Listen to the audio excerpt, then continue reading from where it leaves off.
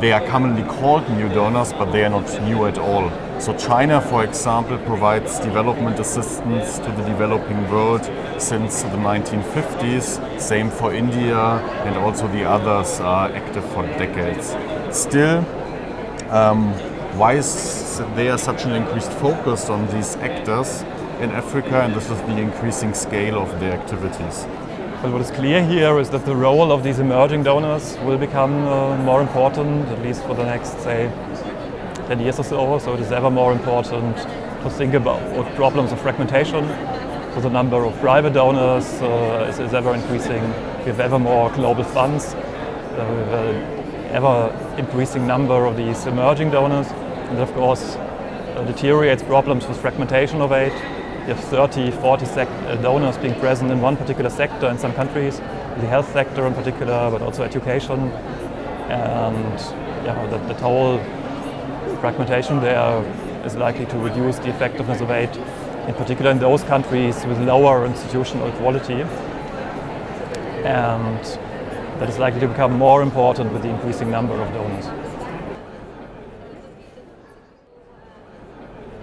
So most of the emerging donors, they do pretty badly in terms of this MDG goal, with the exception of India, which allocates aid in line with 6 out of the MDGs. So that's pretty good. In terms of need, we do find that the traditional donors they react more strongly to per capita GDP, for example, in shaping their aid.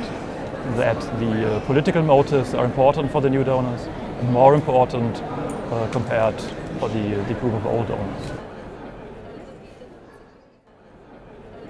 They should also start discussing about common standards, statistical standards, about transparency, because the big problem with our study was that we just do not know a lot about the activities, because they're not transparent in terms of data, and this is, I think, something where old and new donors should sit together and find common statistical standards. I mean, many things with goals that are not primarily developmental are booked as development aid.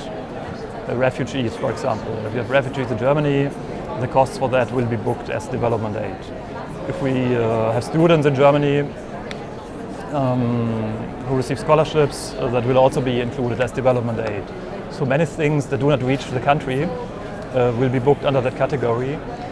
In extreme examples, even if it is not related to development, which violates the definition. It would have to have a developmental impact, but in fact, the countries would just report it in certain categories, even if it is not no development aid proper. And more transparency, more honesty on the side of donors would help here. We suggest that the European Union should engage more with new donors. So first, of course, dialogue is important, but also there should be more triangular cooperation projects, so joint projects between the European Union, one of